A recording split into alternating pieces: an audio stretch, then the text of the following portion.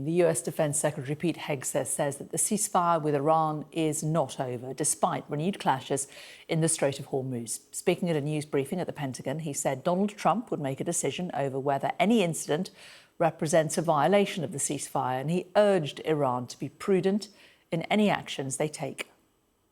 No, the ceasefire is not over. Ultimately, this is a separate and distinct project, and we expected there would be some churn at the beginning, which happened. And we said we would defend and defend aggressively, and we absolutely have. Iran knows that.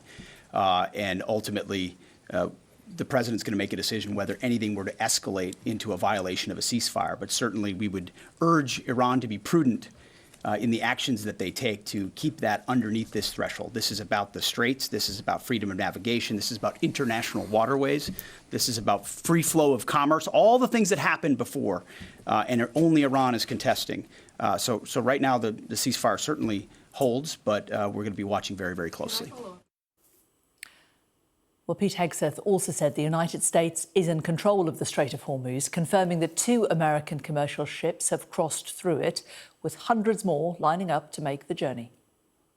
President Trump has directed U.S. Central Command to restart the free flow of commerce through the Strait of Hormuz under the umbrella of Project Freedom. To be clear, this operation is separate and distinct from Operation Epic Fury. Project Freedom is defensive in nature, focused in scope, and temporary in duration, with one mission: protecting innocent commercial shipping from Iranian aggression. American forces won't need to enter Iranian waters or airspace. It's not necessary.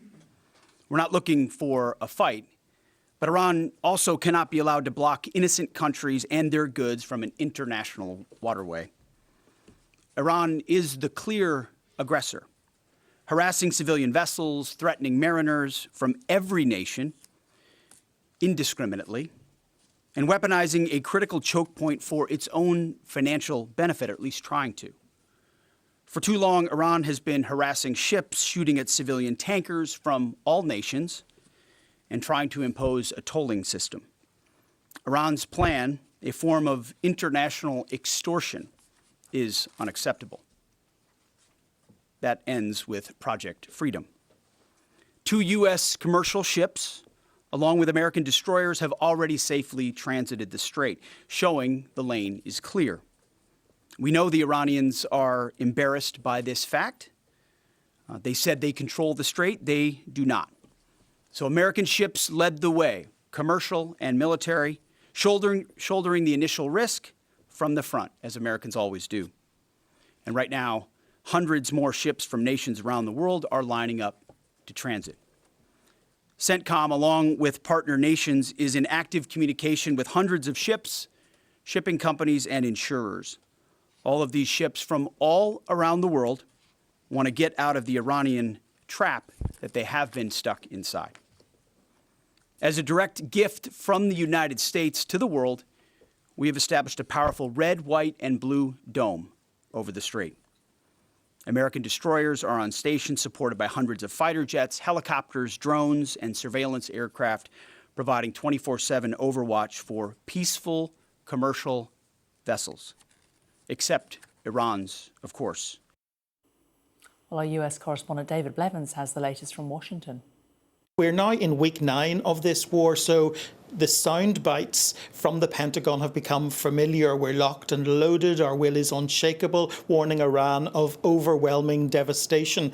But on the whole, I think Pete Hegseth, the self-styled Secretary of War, sounded less combative this morning, suggesting not just that the ceasefire is intact, but presenting Project Freedom, this operation to secure the Strait of Hormuz, as separate and distinct from those combat operations. General Dan Kane, the chairman of the Joint Chiefs of Staff, had paved the way for him in many ways by outlining some of the attacks that have taken place, but describing them as below the threshold for a return to major combat operations. He described those attacks as low, harassing fire, Iran grasping at straws. And both men seem to be shifting the focus from the combat operations to this attempt to secure the strait so that we can see marine traffic moving through it again. They claimed 2 US commercial ships have already transited, that Iran was embarrassed by the US blockade. They said hundreds more